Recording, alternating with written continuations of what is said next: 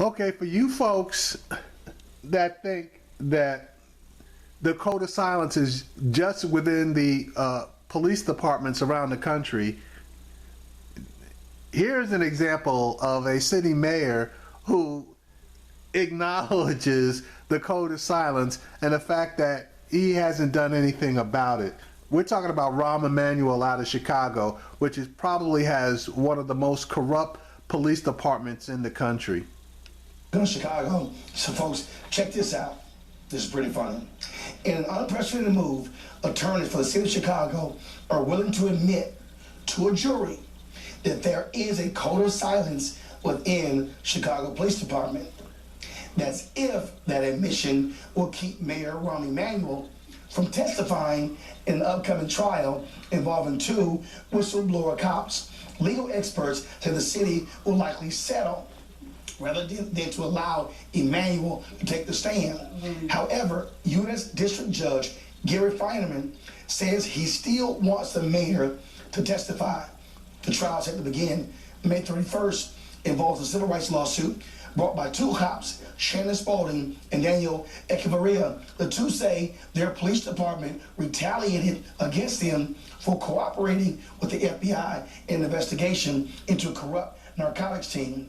In December, during a speech at the city council, Emmanuel brought up the code of silence in the midst of protests over the death of Laquan McDonald. The problem is sometimes referred to as the thin blue line. The problem is other times referred to as the code of silence. It is a tendency to ignore. It is a tendency to deny. It is a tendency in some cases to cover up the bad actions of a colleague or colleagues. No officer should be allowed to behave as if they are above the law just because they are responsible for upholding the law.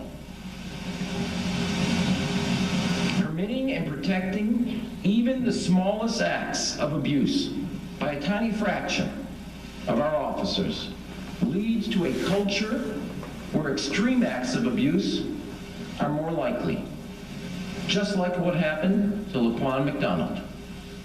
We cannot ask citizens in crime-ravaged neighborhoods to break the code of silence if we continue to allow a code of silence to exist within our own police department. We cannot ask young men to respect officers if officers do not respect them in kind.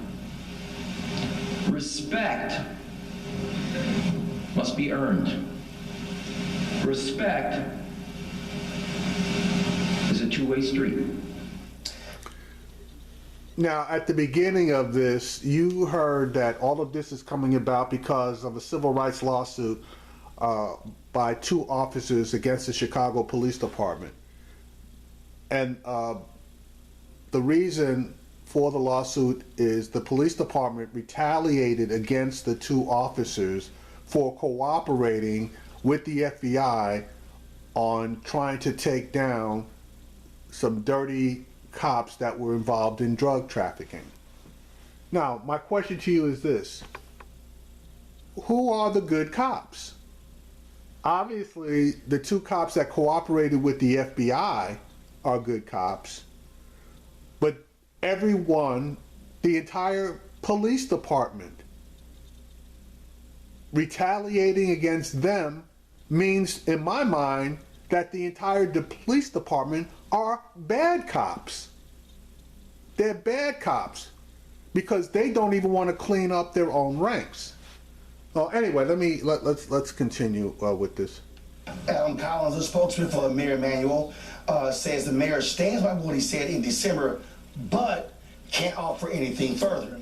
However, civil rights attorney Flint Taylor says the city's new position on a code of silence is a pretty big deal. I want to go to our panel right here. Here's what I think. The mayor can make that speech in the city council. It's different when you're under oath. Oh, yes. Yep. And they don't want him to testify because if he testifies, he's going to perjure himself. Absolutely. That's what that's all this is about. They don't want him on the stand with his hand up, one on the Bible, swearing to tell the truth, knowing full well that he is going to lie. And he will lie. It's very interesting how he ends his speech. He comes to this climax about respect. I have absolutely zero respect for Rahm Emmanuel. I just find it very ironic. He's just talking so eloquently about this code of silence when he is at the top of the code of silence when it comes to crime. Well, what could have happened with Laquan McDonald? He specifically silenced that entire case. The man was murdered in cold blood. We saw it on video. We know that the police sit there and stole video footage from a nearby store. Erased it. And he specifically silenced it so he could get through this election. He's at the top of the food chain when it comes to the code of silence. He's the last one that needs to be talking about this as if he is not part of the problem. I want to see him testify.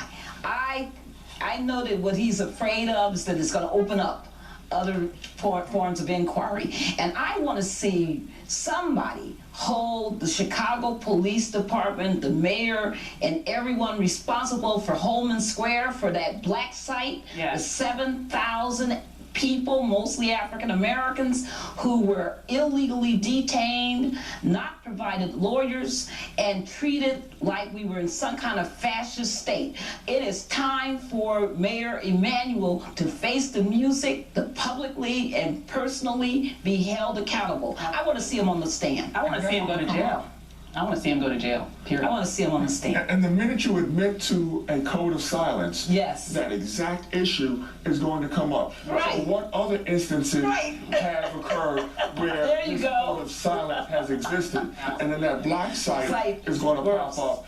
And once you open that can of worms, it's over. It's over for Chicago, it's over for the mayor, it's over for the police department. So he can't afford to testify. So the issue is this, though. Will they put such a large number on the table and the other lawyers settle? You know, that's what they've done before. That's what they've gotten away with before. That's the MO. All right, folks, when we come. See, and that's the whole point. See, money talks and bullshit walks. And if they throw a large enough number on the table, they'll settle, which will end the trial. But if I were that judge, I would tell them that I will make a decision on allowing the settlement to be accepted after the mayor testifies, which would not allow them to take that settlement offer off of the table. So anyway, it's not going to happen. He is not going to testify.